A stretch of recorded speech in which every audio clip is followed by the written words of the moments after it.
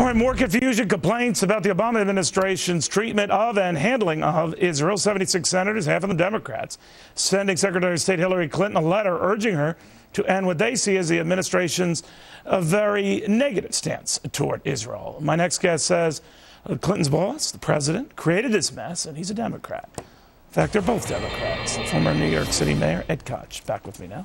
Well, Mayor, you were on this before anyone was. You took immediate exception to the way Benjamin Netanyahu was treated, but things have gotten worse, haven't they? I do believe that. I believe that the president is embarked upon changing the foreign policy of the United States by dissing, as you use the expression, the state of Israel, as he did at the White House with Prime Minister Netanyahu. Why is he doing it? Because I believe the following. One, he wants to increase the support that he would like to have amongst the Sunni Arab nations. He is throwing in the towel on preventing Iran and North Korea from having weapons of mass destruction, nuclear arms. He has said that if a nation doesn't have a nuclear bomb but uses weapons of mass destruction, biological, chemical, against the United States, that we won't retaliate with a nuclear response. That is absolutely crazy. I smell Munich in the air. To be totally honest with you, as I always am. And I'm very disappointed, even with the Congress.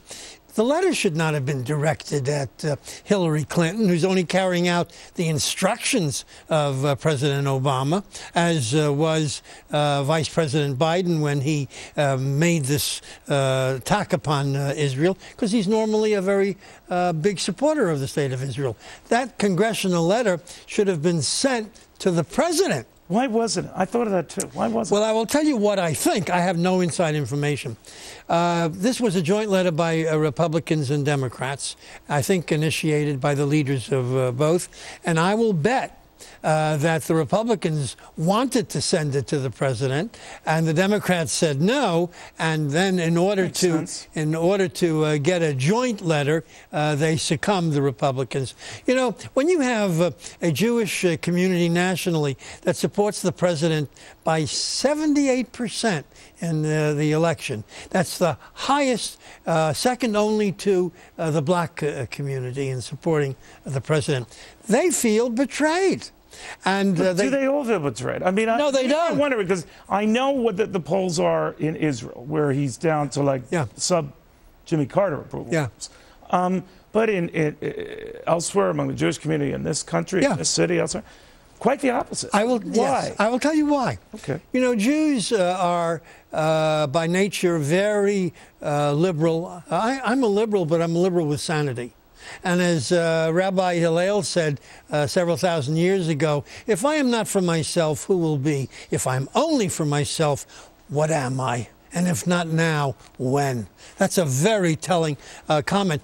Jews don't feel that way in this country. No, we'll help this group. We'll help that group. We'll help any other group that needs help, and that's wonderful.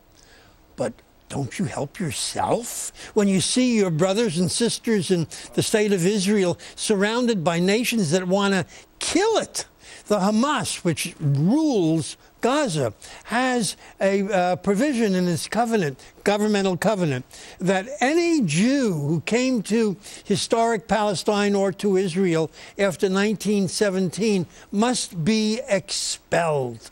When you have Egypt running the protocols of Zion, which is a Soviet or a Tsarist fabrication, but very anti-Semitic to stir up people, Jordan doing the same, you don't have people who want to have obviously peace. They got to change things quickly in order to heal this. But when you have a big nuclear summit and Israel doesn't go, even though it is probably the more likely target of a nuclear attack. I don't see this getting better, man. I believe it'll only get better when those who don't speak up, and they're not speaking up, Jewish members of the Congress and Christian members of the Congress who normally speak up and who would be speaking up on any other issue, are dumb. on this. Dumb meaning deaf or not hearing. And I believe unless you throw a few of them out, you're not going to get a change.